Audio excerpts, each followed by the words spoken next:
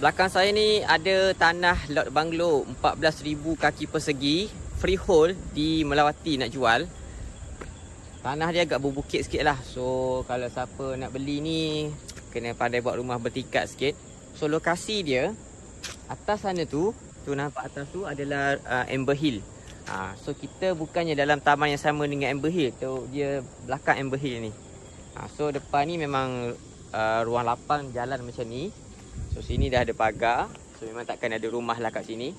So situ ada jalan. So straight je daripada situ terus masuk ke sini. Itu jalan K. Kalau pergi belakang-belakang ni semua rumah-rumah banglo yang eksklusif tu lah. So harga dia nak jual ni murah je, 1.5 juta, 14,000 kaki persegi, freehold, geran individu. So kalau siapa minat nak beli tanah ni, so boleh hubungi saya, boleh buat offer lah. Saya pun pening macam mana juga nak buat rumah bertingkat bukit macam ni kan. Okay, so hubungi saya kalau minat rumah ni, tanah freehold, geran individu, 1.5 juta. Bye.